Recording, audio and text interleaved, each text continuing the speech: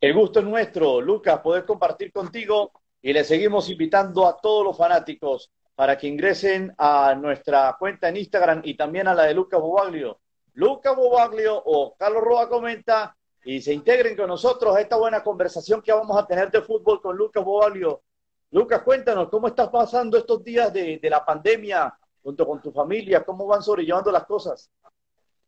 Bueno, por un lado, tomando las precauciones del caso, disfrutando, a pesar de estar encerrados en casa, disfrutar de estar más tiempo con la familia, de las cosas que habitualmente uno no hace, porque cuando me tocó trabajar como director técnico, generalmente estuve fuera de mi casa y bueno, en esta oportunidad estoy aquí, pero a su vez lo utilizamos para seguir capacitándonos, seguir preparándonos, viendo la mayor cantidad de material que podemos ver y a su vez haciendo una revisión de los trabajos que hemos hecho, porque siempre, más allá de que hacemos conclusiones y hacemos análisis, siempre uno cuando analiza y reanaliza el trabajo hecho, siempre encuentra algún detalle que antes había pasado por alto. Es verdad, da tiempo para eso, ¿no? Para ser minucioso, buscar cada detalle, tratar de volver a revisar cosas. Y como bien dices tú, de pronto a uno se le pasa por alto algún otro detalle y aquí aparece y empieza a estudiarlo y analizarlo.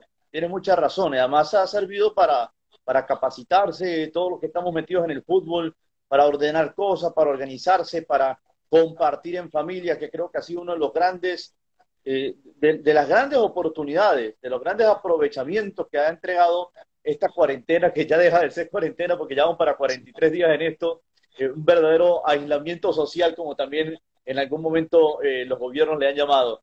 Y así se van sobrellevando las cosas, ¿no, Lucas?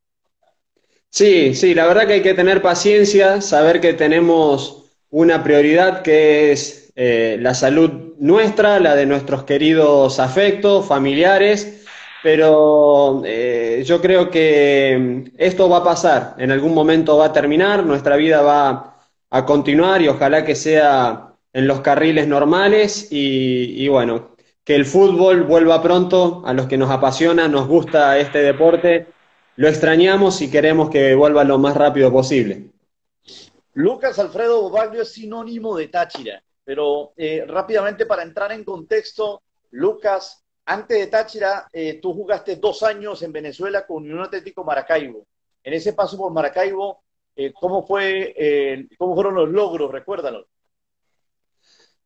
Fueron muchos, fue una estrella y fueron algunos campeonatos que después, cuando nos tocó jugar la final, nos tocó perderla.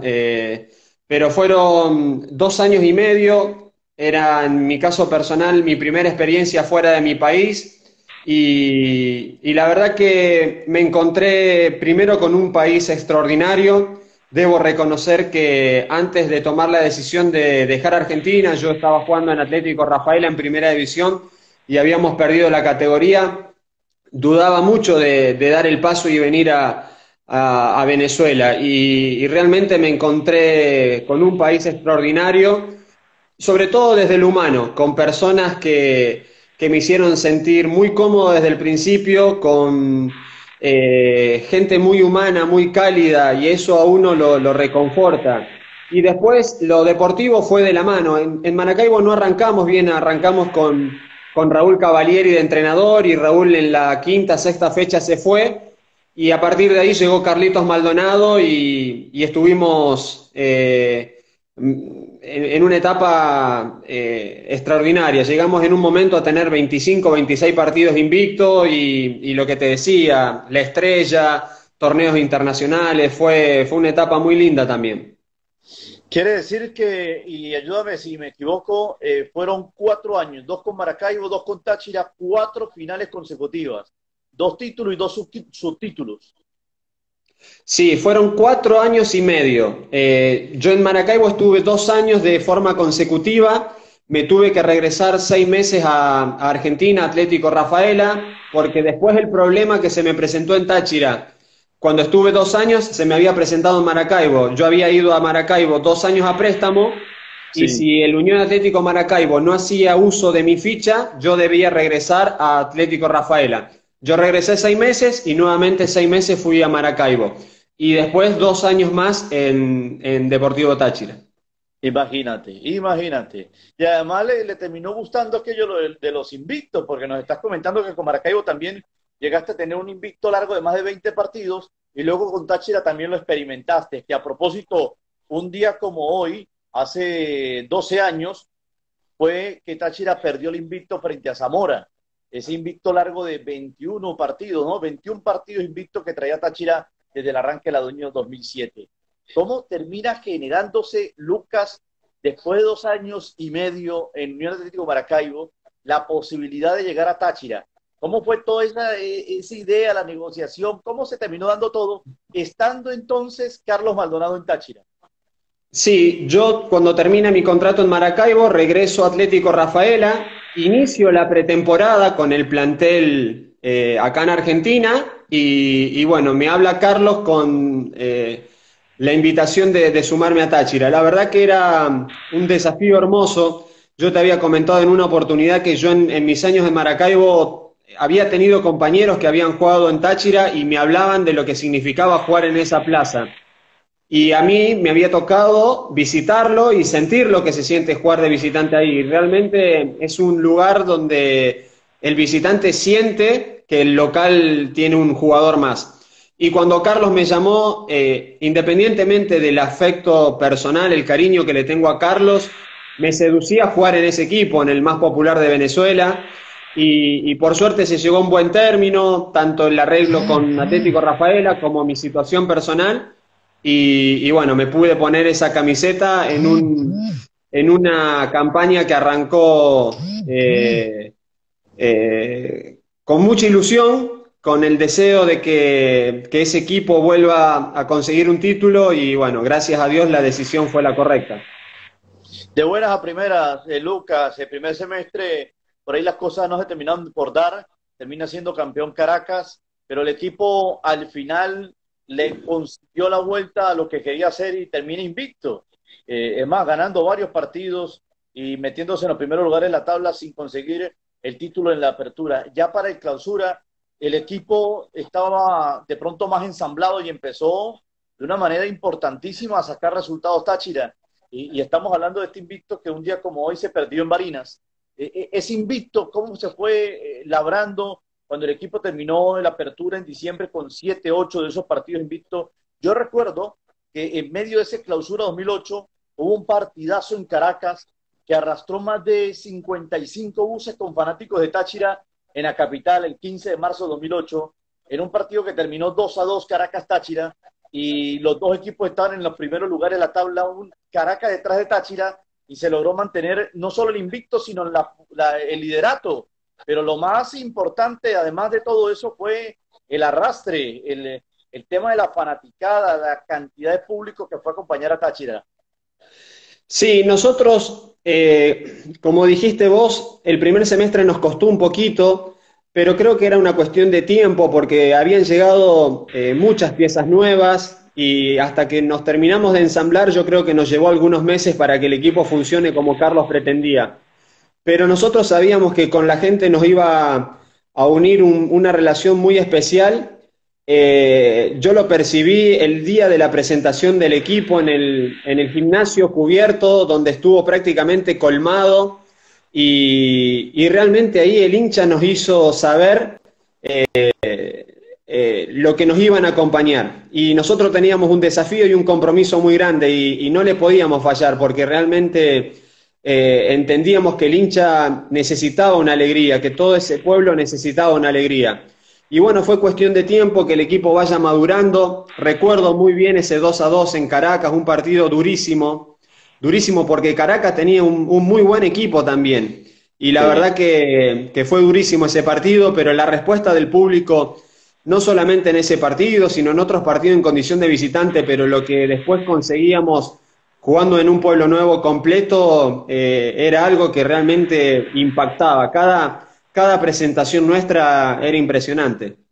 Habían tantos ingredientes, Lucas, que estaban prestándose para muchas cosas buenas. Tú hablas de la presentación en el gimnasio cubierto de fútbol sala, que está ahí apenas a 500 metros del estadio. a reventar ese gimnasio, cerca de 5.000 personas. Y no solo eso, había un boom, había una emocionalidad porque además era el primer campeonato después de la Copa América Venezuela 2007. Táchira tenía nuevamente su estadio remodelado. Ir a Pueblo Nuevo ya era una novedad, ya era un motivo, una invitación. Simplemente ir a Pueblo Nuevo ya uno valía la pena pagar la entrada, por como había quedado ese estadio estupendo, moderno, remodelado, hermoso, totalmente con sillas, cómodo, invitando a ver fútbol, invitando a ver Táchira. Y Táchira se reforzó y se armó de acuerdo a las circunstancias. Y poco a poco empezó a irle muy bien. Estábamos hablando del tema de ese clásico en la capital. Y por esos días empezó a emerger algo que la gente siempre recuerda, los 7 llenos consecutivos. ¿Recuerdas? En esa clausura que conlleva el título de la estrella de Táchira con Carlos Maldonado. Sí, sí, la verdad, lo que dijiste del escenario que nos tocaba jugar era impresionante. Pueblo Nuevo había quedado realmente hermoso, era un estadio de Europa. A mí me había tocado jugar en el viejo Pueblo Nuevo, visitándolo con Maracaibo y verlo así y ser nuestra casa realmente era hermoso. Y lo que vivíamos en esos partidos donde Pueblo Nuevo estaba a reventar era hermoso. Y ya en los partidos previos, que a lo mejor no estaba colmado, ya se veía que el público respondía y cada vez veíamos más gente, cada vez notábamos que había un acompañamiento masivo, porque en los entrenamientos empezamos a notar que había más gente de lo que habitualmente había. La ilusión iba tomando forma y nosotros, recuerdo perfectamente cuando salíamos a hacer las entradas en calor con el profe Alexis y la gente ya empezaba a corear los nombres de algunos jugadores y veíamos ese estadio lleno y que no entraba prácticamente nadie. Es indescriptible, ojalá se pueda repetir porque Táchira merece vivir lo que se vivía en ese momento. Eso fue histórico. Y nosotros salíamos del hotel El Castillo hasta Pueblo Nuevo, que no son tantos metros, no es tan lejos, pero nos acompañaba una marea humana hasta el estadio y bueno, nosotros gran parte de ese título que conseguimos se lo debemos al público también. Totalmente. Mira, acaba de hacer ingreso a la sala, se une para El ser testigo de flaquito. esta conversación Edgar Fernando Pérez Greco.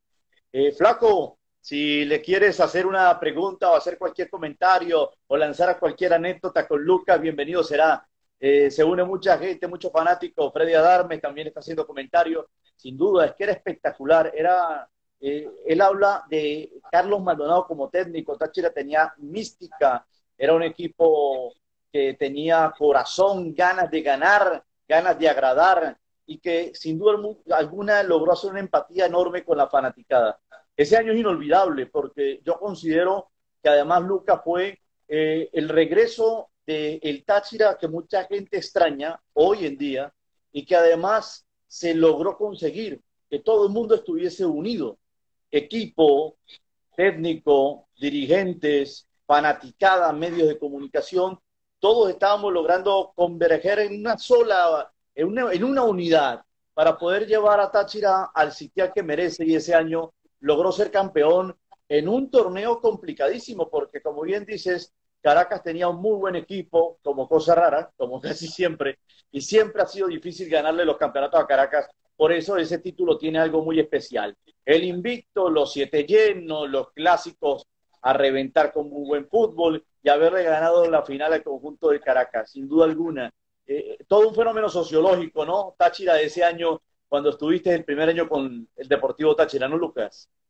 Sí, sí, la verdad que fue inolvidable. Recién cuando veía que se unía el flaco Pérez Greco, me acordaba del gol que le hace a Maracaibo en un partido inolvidable de local, un partido que arrancamos ganando, después Maracaibo se puso arriba y parecía que se nos iba y lo logramos dar vuelta y lo ganamos con un gol del flaco. Creo que fue uno de los goles que más grité, no siendo mío.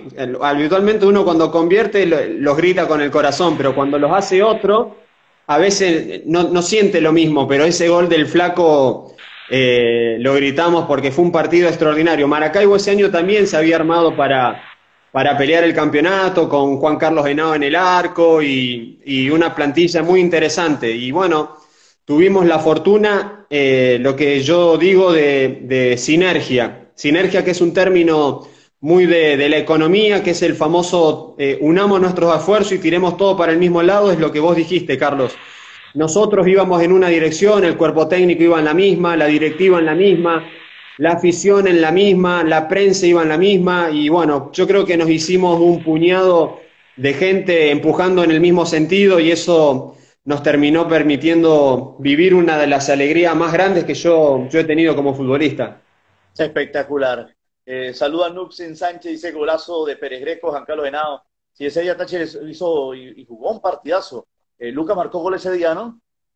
No me tocó. Eh, son otros goles, el de Anzoátegui, el que estábamos recordando hace días en el programa de la radio también, el que te Contra comentamos aquel Aragua, día.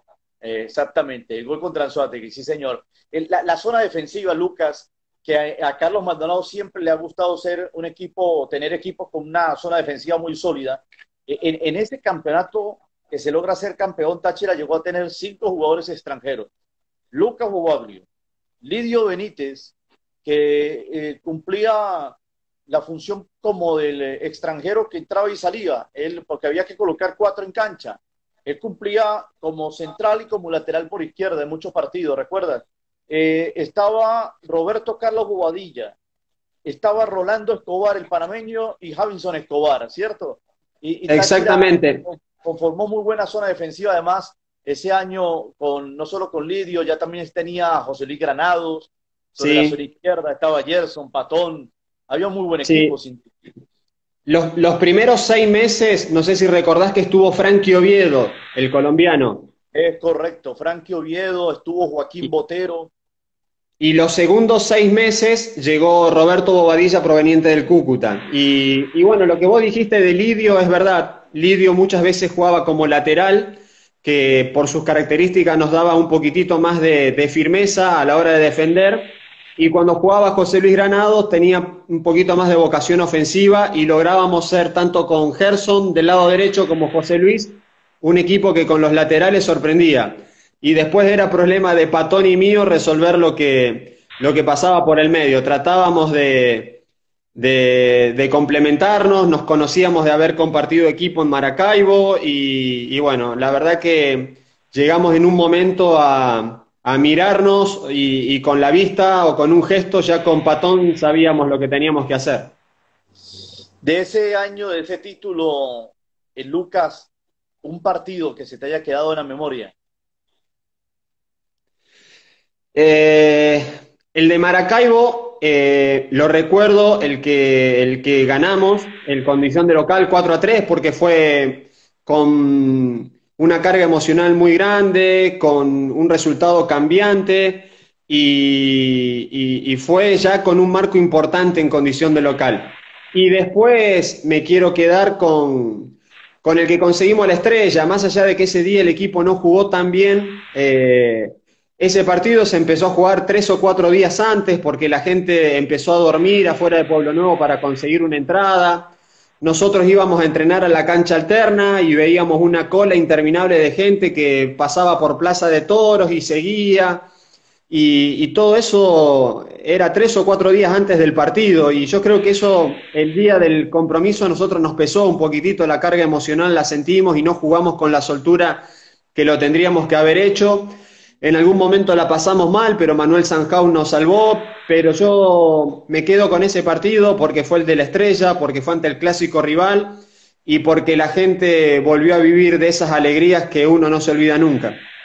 Totalmente. Y mira que enfrentar a Caracas, bueno, los 2 años consecutivos fue enfrentar a Caracas en la final. Esos 2 años, Lucas, se le dio una connotación especial a los clásicos, porque no solo hubo clásicos, por llamarlo así, ordinarios, los del calendario, apertura y clausura, sino es que además se enfrentaron en 2 finales consecutivas en cada año. Una la ganó Táchira, que es la que estamos hablando, el primer año tuyo, 2007-2008, y luego está la del 2008-2009, que se termina perdiendo frente a Caracas, en una posibilidad que pudo haber existido para cerrar un gran año, que ese partido ya lo vamos a hablar, ese que cerraba el calendario frente al, bueno, ese ya es la temporada 2008-2009, que lo vamos a hablar, lo vamos a comentar, en cualquier momento lo desarrollamos, de aquel empate 3-3 donde habían grandes posibilidades de llegar a la final y Táchira no lo pudo hacer. Esa es otra de las películas. Pero esos Táchira Caracas, que eran grandes clásicos, llegaron a tener dos finales casi que consecutivas. Mira, ya te saludó el flaco Pérez Greco, te mandó Sí, un ahí abrazo, lo vi. dijo que el tema de la luz en San Cristóbal hoy estaba como una cosa loca allá en San Cristóbal ese tema, ¿no? Bueno, pero te Bueno, decía, se le gana a Caracas 1-1 en la capital con el golazo de Villafrás y como bien dices tú, 0-0, no se pudo ganar, pero el gol de visitante daba el título y con un partido complicadísimo, bravo, como los que han sido desde hace muchos años para acá los Táchira Caracas y Sanjao también en plan estelar, se logra conseguir esa tan ansiada estrella después de un gran año, ¿no? sí, sí, yo no sé si recordás el número exacto de buses que habían salido desde San Cristóbal a Caracas en el partido de ida, pero la cantidad de gente que nos acompañó fue Enorme. realmente emocionante. Y bueno, después teníamos la revancha en casa, era la posibilidad de regalarle una alegría inmensa a nuestra gente, de cerrar un año inolvidable. El escenario era el ideal ante el clásico rival. Y bueno, la verdad que terminó todo bien. Yo realmente lo disfruté porque había logrado un sentimiento especial hacia los colores, hacia la afición. Yo me sentía realmente muy querido y realmente tenía internamente un compromiso que no podía fallar. Eh, yo sentía que tenía que dar un plus porque a mí me estaban brindando mucho respeto a los periodistas, mucho cariño a la gente, y yo era extranjero y estaba en otro país y sentía que no podía fallar. Y bueno, gracias a Dios aporté mi granito de arena. Después fue el resto de mis compañeros, de un gran cuerpo técnico. La verdad que fue una alegría increíble. Lucas, en el siguiente año, Táchira tiene que vivir con la idea de un torneo y un campeonato con doble competencia, la Copa Libertadores de América, donde además se enfrentaron a muy buenos equipos, entre ellos Boca Juniors, que fue todo un acontecimiento tener a Boca en Pueblo Nuevo, sobre todo por toda la maquinaria de televisión que maneja Boca. Creo que no ha existido un partido en Pueblo Nuevo que haya tenido tantas cámaras de televisión como ese día, la verdad. Y un muy buen Boca. Y la Sí, posibilidad es que Táchira se fue forjando, se fue haciendo. Táchira le gana a Guaraní de local, le gana de visitante, le gana a Cuenca, logra hacer 9 puntos faltando un partido y para todos los que siempre queremos a Táchira y nos ilusionamos con algo más, pues pretendíamos que Táchira lograse clasificarse a los octavos de final tratando de hacer un gran partido en la Bombonera ante más de 3.500 personas que viajaron de Venezuela hasta Argentina. O sea, Maiquetía era toda orinegra, cuando en esos días la gente exactamente. viajó a Argentina espectacular, la verdad. Hablemos de ese semestre, ya en el año 2009, Libertadores de América. Sí, una copa que era un enorme desafío y lo arrancamos muy bien, justamente ganando en Paraguay con gol del Flaco contra Guaraní 2-1. Y tuvimos momentos donde el equipo jugó muy bien, otros donde nos pesaba la competencia internacional, pero llegábamos a ese partido en la Bombonera con la posibilidad de hacer historia. Hace poquitito creo que se cumplió algún aniversario de ese empate de Táchira en cancha de River que le permitió clasificar a una instancia de Copa Libertadores y nosotros teníamos la misma ilusión. Como vos dijiste, nosotros 3 o 4 días antes, saliendo para Buenos Aires, no podíamos creer que Maiquetía esté teñido de amarillo y negro, y eran aviones y aviones que salían hacia Buenos Aires con hinchas de Táchira, con la ilusión que teníamos nosotros, y nos fueron a cantar en la puerta del hotel y nos acompañaron y llenaron la tercer bandeja de la Bombonera, que realmente hay equipos argentinos que no pueden llenarla, y Táchira lo hizo a miles y miles de kilómetros de distancia, lo logró. Lamentablemente nosotros no pudimos conseguir dentro de la cancha lo que teníamos que conseguir ante un muy buen Boca, vos lo dijiste, es un equipo que tenía realmente jugadores de selección y los agarramos en un pico de rendimiento, pero me quedo con lo que nosotros vivimos, el acompañamiento de la gente, el apoyo, ese aplauso con el que nos despidieron de la Bombonera, a pesar de no haber estado a la altura, la gente nos despidió ese día con una ovación y bueno, eso para nosotros fue muy reconfortante porque entendieron el esfuerzo que habíamos hecho. Mira, como dice Freddy Adarmes, ¿fue un sueño haber jugado en la Bombonera cuando 4 o 5 años antes tú estabas con Atlético de Rafaela? Claro, yo había tenido la posibilidad de jugar en la Bombonera con Atlético Rafaela y había jugado con Los Andes en la temporada 2000-2001 cuando yo jugué en Los Andes y Los Andes estaba en primera división. Pero esta era la primera vez que jugaba un torneo internacional en ese escenario y la Bombonera estaba prácticamente llena y es un estadio en mi país que creo que todos los jugadores queremos jugar algún día ahí, por lo que se vive adentro y es inexplicable, imposible de transmitir con palabras y ese día en algún momento la Bombonera, como dicen, temblaba. Entonces... eso fue otra de las tantas cosas que quedan para el recuerdo de esa noche histórica.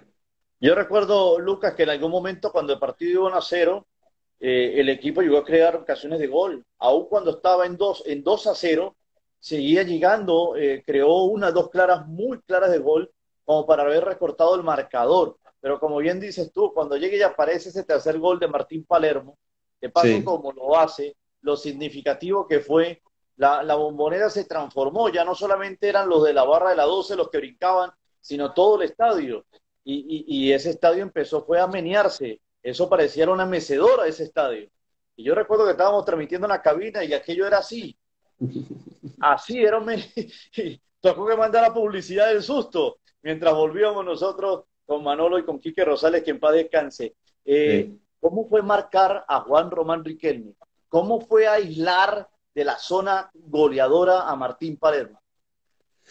Nosotros ese día tuvimos la desgracia que Boca abre el partido con un penal. Nosotros si lográbamos hacer un partido largo y que los minutos pasen y manteníamos el 0-0, yo creo que las situaciones de gol que luego creamos las íbamos a tener, pero ya estando en desventaja se hizo el partido muy cuesta arriba. A mí los delanteros de las características de Palermo eran de los que no me costaban tanto marcar, porque Palermo no era un delantero con mucha movilidad. Sí, de esos delanteros que si le dejás 10-15 centímetros, perdiste porque era un oportunista y no fallaba.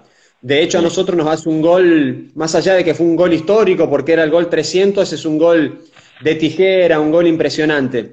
sí. Y marcar a Riquelme era difícil, porque es seguramente el jugador más rápido mentalmente que salió en Argentina en los últimos años. Un jugador que antes de recibir la pelota ya sabía lo que iba a hacer y que cuando la tenía no la perdía porque la metía bajo la suela del botín y te metía el cuerpo y la defendía y no se la podías quitar. Entonces era muy difícil. Cuando pensabas que llegabas, la pelota ya no estaba y cuando pensabas que la podías robar, la protegía de tal forma que no se la quitabas. Entonces es un crack, posiblemente para muchos el jugador más importante de la historia de Boca Juniors y bueno, realmente si uno se pone a repasar los nombres que tenía ese equipo, era impresionante. Sí, sí, sí, la verdad, era un equipazo. Por eso es que, más allá de que no se logra pasar a los cuartos de final, a los octavos de final, perdón, a la siguiente ronda, que Thatcher haya logrado 9 puntos en ese grupo, la mitad de los que estaban en disputa era para aplaudirlo, porque le tocaba hacer la frente a Boca y no iba a ser nada fácil. Boca no iba a dejar el partido, pero ni un centímetro de comodidad como para que Táchira al menos sumara un punto y se metiera en los octavos de final. Sin embargo, es una copa que la gente recuerda mucho sin haber logrado pasar a octavos de final. Pero ese semestre además fue muy competitivo para Táchira, muy difícil porque tenía que afrontar Clausura y también la Copa Libertadores y buscar nuevamente ser campeón porque en la Apertura no se logró y el equipo Sí. llega a la instancia final. Y yo recuerdo que fue regresar de Argentina y casi que de inmediato jugar contra Guaro de Lara. Y ya eran los últimos partidos de campeonato y se nos viene ese partido frente a Estudiantes donde habían opciones para ser campeón, prácticamente tres equipos. Y bueno, cuéntanos esa historia, ese 3-3 lapidario en condición de local. Sí, nos dejó un dolor enorme, nos dejó un dolor muy grande porque nuevamente la gente nos había acompañado de una forma increíble, Pueblo Nuevo estaba ideal para jugar y bueno, nos encontramos en un partido donde lamentablemente Estudiantes fue sumamente efectivo porque cada vez que llegaba nos convertía y nosotros no lo hacíamos tan mal, ese día el equipo no jugó tan mal, pero sí en algún momento los nervios se apoderaron de nosotros, más el murmullo que se empezó a escuchar por el resultado de Caracas que estaba jugando en simultáneo, a nosotros nos hizo en algún momento desviar un poquitito de foco y no poder resolver lo que teníamos que hacer, que era ganar nuestro partido. Nosotros ganando ese día no dependíamos de nadie, éramos campeones y lamentablemente empatamos. Caracas hizo su trabajo, ganó en condición de visitante y bueno, nos impidió festejar de local, pero te reitero que nos dejó un dolor enorme, nos dejó un dolor enorme no haber nuevamente conseguido un título y tener la chance de jugar una nueva final contra ellos. Sí, fue un partido bravo, durísimo. Cuando ya se estaba perdiendo 3-2, estaba dando abajo el marcador, ya fue casi arrancando el tiempo de exposición que se empata 3-3, pero no alcanzó el tiempo para haber ganado el partido. La verdad que se le fue de las manos al equipo, sobre todo en el segundo tiempo, y es verdad, hubo tantas emociones, tanto nervio, y el estar atento o no a lo que pasaba en Barinas, fue complicadísimo. Y ese título de ser campeón de clausura 2009 a Táchira se le escapa de las manos ahí en los últimos partidos o en ese último partido, porque era cuestión de haber ganado. Tenía también muy buen equipo estudiante de Mérida. Mira que Sí, a Táchira le ha tocado que sudarla, porque cuando ha sido sí. campeón no fue nada fácil. Para Táchira nada ha sido fácil, la verdad. Con todo y que tiene 8 títulos de campeón, cada título que fue labrando el año 79 siempre fue con mucho esfuerzo, sin duda alguna. Ahora, Lucas, de ese partido, sí, en Estudiantes estaba Carlos Javier López, que luego termina siendo campeón con Táchira en el 2015. De ese partido hay tantas imágenes, hay tantos recuerdos, seguramente triste, como dicen los fanáticos, duros para otros, pero hay uno que quedó muy plasmado porque quedó grabado en la foto de uno de los colegas de la prensa, Lucas de rodillas, llorando, creo que había un chico, un fanático cerca tuyo, Sí, una dándote, chica. dándote consuelo, una chica, una niña, dándote consuelo. Esa imagen quedó marcada para todos, la verdad. Y es que fue así el final, ¿no? Dramático. Sí, sí, porque yo recuerdo que el partido nuestro termina y teníamos la incertidumbre de lo que había pasado en Barinas y en un momento se escucha un grito de la gente y nos confundió, pensamos que, que Caracas no había ganado y interiormente todos creo que tuvimos la ilusión de que realmente éramos campeones, pero inmediatamente cuando empezaron a entrar los suplentes, los colaboradores y algunos hinchas nos dijeron que Caracas había ganado y sí, yo me acuerdo que me quebré también porque sentía que era mi último partido en Táchira y me iba a ir sin la posibilidad de festejar. Hace poco hablando, les había dicho que yo jugué un mes y medio aproximadamente con el tabique roto porque decidí no operarme en San Cristóbal para poder jugar la recta final del campeonato y bueno, yo sentía que tanto esfuerzo, tanta entrega no tenía su premio y me iba de San Cristóbal sin un título nuevamente, pero bueno, si el destino quiso eso fue porque no nos tenía que tocar. Totalmente, Lucas. Recuerdos de San Cristóbal, háblanos. No solo por el hecho de que además una de tus niñas nació en San Cristóbal, sino que otros recuerdos más del fútbol, de tus compañeros. de la ciudad tan futbolera y tan amena que además te acogió a ti y a tu familia durante 2 años? Los mejores recuerdos. A mí me ha tocado los primeros 6 meses, viví muy poquito en el Hotel Pirineos y mucho en el Hotel Valle de Santiago. Después sí pude conseguir una vivienda para mudarme con mi familia y bueno, yo en ese momento tenía una única hija que iba a un jardín de infantes y empezamos a tener amigos en San Cristóbal, empezamos a tener vida social en San Cristóbal, entonces de repente nos juntábamos con algún vecino, nos juntábamos con algún amigo o si no con algún compañerito del colegio. En diciembre del 2014 nace Paulina, el 14 de diciembre en la Policlínica Táchira, en un embarazo de 6 meses y medio de mi esposa. Y bueno, la verdad que fueron días muy angustiantes, muy duros. Nosotros teníamos las maletas preparadas con los regalos de Navidad para viajar a Argentina y dárselos al resto de la familia y nos tocó pasar fin de año en San Cristóbal y los vecinos nos traían pan de jamón, nos traían hallacas, nos venían a visitar para que no nos sintamos solos y realmente lo que yo me traje es el cariño de la gente, emociones inolvidables con esos colores que realmente intenté defenderlo con el mayor compromiso posible, con un agradecimiento a todos, porque realmente yo me he sentido muy querido y muy respetado y cuando uno se siente así tiene que ser sobre todas las cosas agradecido. Totalmente. La fecha era diciembre del 2008. 14 de diciembre del 2008. Perfecto, 14 de diciembre de 2008, para dejarlo ahí, eh, para recordar esa fecha. Quería comentarte, Lucas, entre tantas cosas, de tu paso por Táchira, cuando tú dices porque tú sentías que ya no ibas a jugar más con el equipo, era porque siempre con Rafaela era un tire y encoge para el tema de la renovación. Y ya vencía el segundo préstamo con Rafaela y hasta ahí ya no se podía hacer más nada para seguir con Táchira por el tema de Rafaela, o había que entonces hacer el uso de la compra de tu derecho deportivo. Sí, exactamente. Había que comprar o la ficha o una parte de la ficha. Yo sentía de que no iba a ser una negociación sencilla. Cuando llegué de regreso acá a Rafaela, sentía que los dirigentes querían que me quede, que ya estaba en un momento de regresar a la institución. Yo seguí en su momento en contacto con el gerente deportivo del club y también tuvimos una diferencia en la parte económica y bueno, se juntaron muchos factores que lamentablemente impidieron que regrese a San Cristóbal. Me quedé en Atlético Rafaela y ahí mi carrera tomó nuevamente impulso porque nuevamente ascendimos a Primera División, me fui a México y ya mi carrera me llevó por otros lados y nunca más pude regresar a San Cristóbal.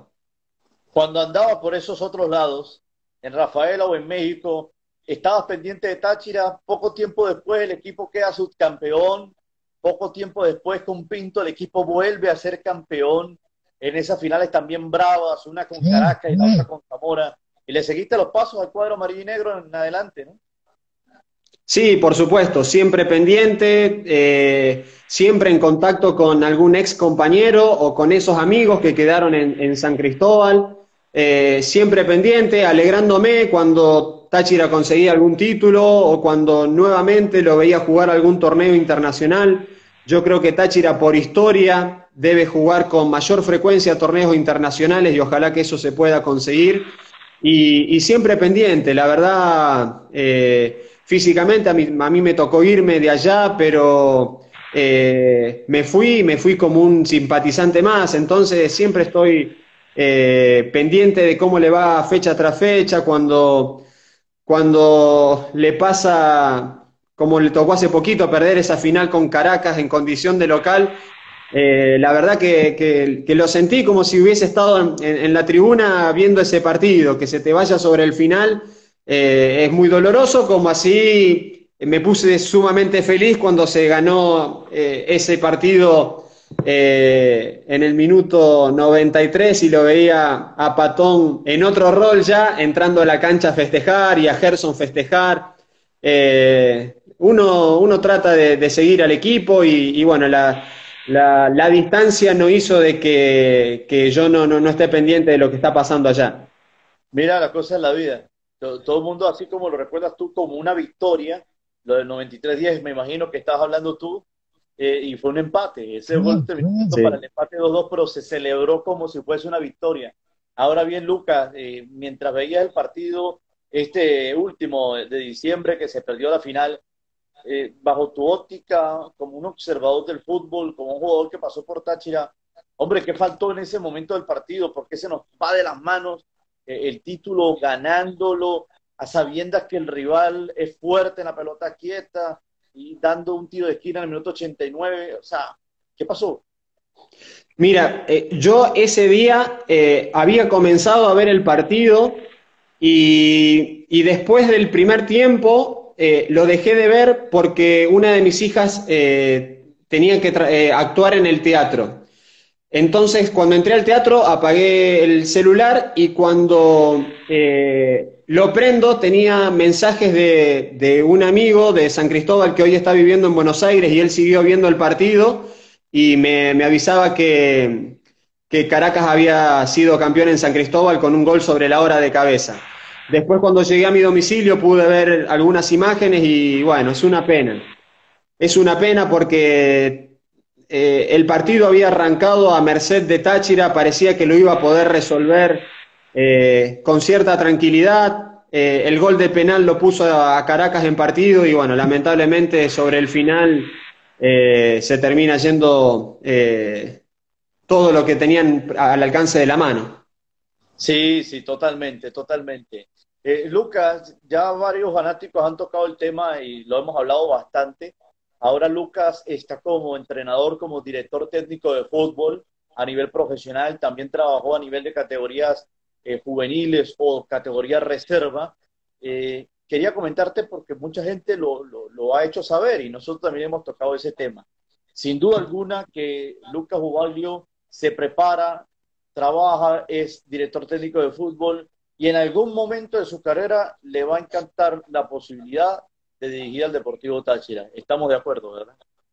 Sí, por supuesto. La verdad que es un anhelo y ojalá la vida me permita cumplirlo. Sé que no es dirigir cualquier institución, que es una institución que requiere estar preparado, que requiere estar a la altura, porque Táchira tiene que ser protagonista, entonces yo estoy arrancando en esta profesión, llevo 3 años, siento que voy creciendo, que voy evolucionando y si el destino quiere que en algún momento mi vida y la del Deportivo Táchira se vuelven a juntar porque los momentos coinciden, espero estar a la altura de uno de los desafíos más grandes que se me pueden presentar en el futuro.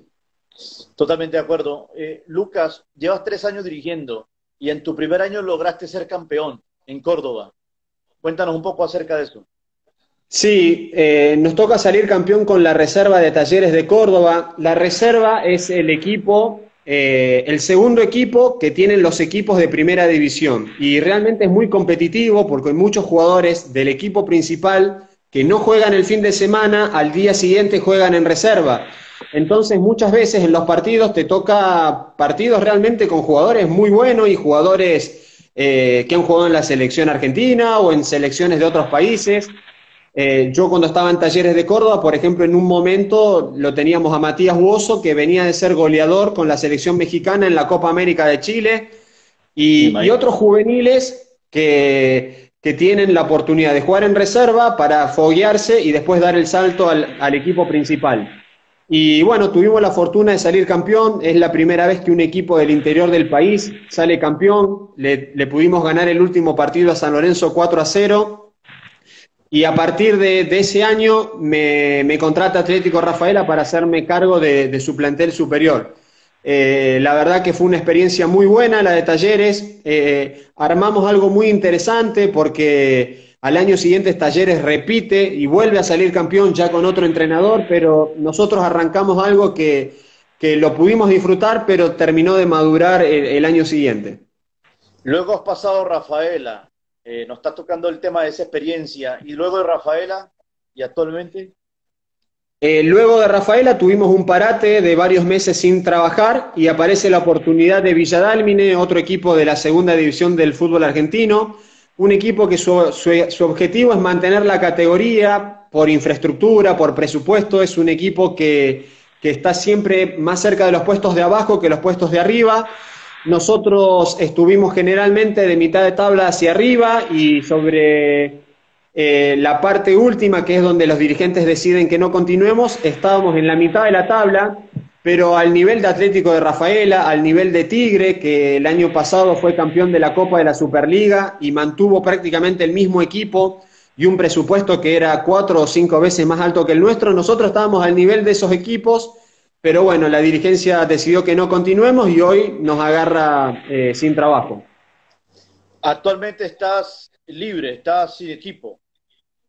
Sí, actualmente sin equipo, inmediatamente nos fuimos de Villa Dálmine, tuvimos la posibilidad de dirigir otro equipo de la segunda división de Argentina, Instituto de Córdoba, un equipo grande también del interior.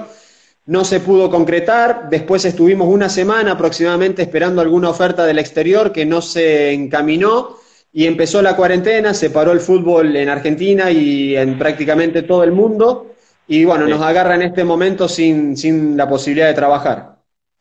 Pregunta Jefferson Velasco si Samuel Sosa coincidió contigo en Talleres de Córdoba. No, Samu llega cuando yo me voy de Talleres. Los dirigentes de Talleres, sabiendo que yo tenía amigos en San Cristóbal, me pidieron que averigüe referencias de él. Todas las referencias eran excelentes. Ellos habían averiguado referencias por otro lado y lo venían siguiendo y bueno, se decidieron a la contratación de un jugador para mí muy interesante. Pregunta John Man Alfonso, Talleres trabaja sus inferiores bajo una línea para que todos jueguen de la misma forma. Exactamente, Talleres, todas las divisiones inferiores, la reserva y la primera juegan prácticamente igual, generalmente en un 4-3-3, con una metodología de trabajo muy interesante. Talleres es un equipo que ha crecido muchísimo los últimos años y bueno, realmente es una institución que a la hora de trabajar te da las comodidades que podés obtener en los mejores equipos de Europa. Realmente es un placer trabajar ahí. En esa reserva con la que logra ser campeón con Talleres de Córdoba, usualmente en el equipo titular tenías 4, 5, 6 jugadores de 20 años o menos, más o menos. Sí, había partidos que teníamos 12, 13 jugadores por debajo de los 21, 22 años y otros partidos que bajaban a lo mejor de forma masiva jugadores del plantel superior, tenía 4 o 5 juveniles. Me iba cambiando la nómina domingo a domingo. Generalmente cuando jugábamos en condición de visitante yo podía jugar con muchos juveniles que eran los que habitualmente entrenaban con nosotros. Y de local muchas veces nos bajaban muchos profesionales y eso por ahí nos modificaba un poco la planificación. Te lo pregunto porque actualmente el fútbol en Venezuela, pues los equipos están así. Muchos están jugando con 3, 4, 5 juveniles de la norma o dos de la norma y 2, 3, 4 jugadores de 21 años para abajo. O sea, los equipos tienen un promedio de edad muy bajo, muy bajo. Hay mucha juventud en los equipos de fútbol en Venezuela actualmente. Y mi pregunta era, para relacionar una cosa con la otra, ¿cuál es tu forma de jugar? ¿Qué sistema respaldas? Y si eso, para intentarlo llevar al Deportivo Táchira, buscando un poco lo que te estoy comentando acerca del promedio de edad y cómo tú trabajas en Talleres. Mira, casualmente nosotros en Villa Dálmine teníamos un equipo con un promedio de edad de 22 años, éramos el equipo más joven de la segunda división y el equipo con el presupuesto más bajo.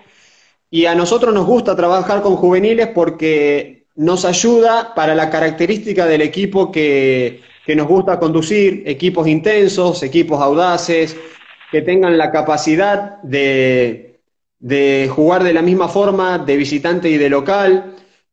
Nosotros sentimos que con los juveniles es mucho más fácil convencerlo de nuestra idea porque nosotros intentamos elaborar desde atrás, evitamos dividir y tratamos de progresar con fútbol asociado desde el fondo, y a veces los jugadores más grandes son un poquitito más reacios y no les gusta y por ahí deciden no correr riesgos. Entonces con los juveniles nosotros nos sentimos más cómodos y sentimos que nuestra impronta, nuestra idea se puede ver reflejada con más claridad.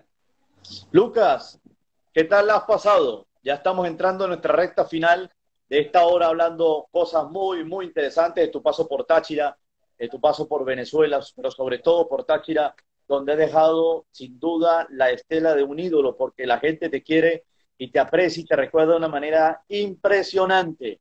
Y de igual forma, y mira, es que no es simplemente haberte vestido de aurinegro, haber sido campeón, haber jugado Libertadores, todo lo que se vivió con la fanaticada y todo el entorno de Táchira, sino es que además Luca Bobaglio y su familia se traen de Táchira a una hija. Tú te traes una hija nacida en San Cristóbal. Además, ya hay sangre tachirense en esa familia Bobaglio, sin duda alguna. ¿Qué tal has pasado hoy con nosotros? Bien, bien, Carlos. La verdad que muy cómodo. Soy nuevo en esto porque, como te había comentado, no tenía Instagram y necesité ayuda para poder conectarme, pero realmente me sentí muy cómodo, pero sobre todas las cosas valoro el hecho de poder estar en contacto con ustedes, con el hincha aurinegro. Me puso muy feliz verlo conectado al flaquito Pérez Greco, que le mando un abrazo grande y bueno, te agradezco la oportunidad de estar en contacto. Bueno, Lucas, yo soy tan insistente como siempre, tú me conoces a mí desde que jugaste en Táchira, yo he sido tan incisivo en mi forma de hacer las cosas y de trabajar, que yo propicié que Lucas debutara en la plataforma Zoom hace pocos días y ahora lo estoy llevando a debutar en Instagram, no solamente con su cuenta como lo motivé a que la realizara, sino también a que quisiéramos por primera vez bautizarlo en los live de Instagram. Y también quiero enviarle un saludo y agradecerle a tu hija, a Pili, que también ha estado ahí, también Sí. ayudándonos muchísimo, muchísimo. Mira, la gente sigue escribiendo. Mis mejores deseos, Lucas. Saludos de Freddy Adarme, Fabián Gómez también. Gracias, ídolo aurinegro. La gente muy, muy identificada con todo lo que tú hiciste por Táchira y no lo olvida, que eso es lo más impresionante, es que no lo olvida. Han pasado 10 años y la gente no lo olvida. Eso es algo también poderosamente llamativo de cómo el fanático tachirense deja muy arraigado en su ser aquellos jugadores que han sido referentes y que pasaron a ser ídolos para ellos. Eso es muy bonito. Lucas, te dejo este minuto para que te despidas de toda la fanaticada y quiero agradecerte nuevamente por haber compartido con nosotros en esta conversación. Bueno, Carlos, un abrazo gigante. La verdad que yo me llevé 2 años increíbles. El vínculo no se ha cortado, no se ha cortado. Yo a veces cuando salgo a hacer alguna actividad física me pongo ropa del Deportivo Táchira o estoy en casa haciendo una parrilla o haciendo algo y tengo algo amarillo y negro porque son colores que uno defendió y la verdad que me identifiqué por lo que vivía allá.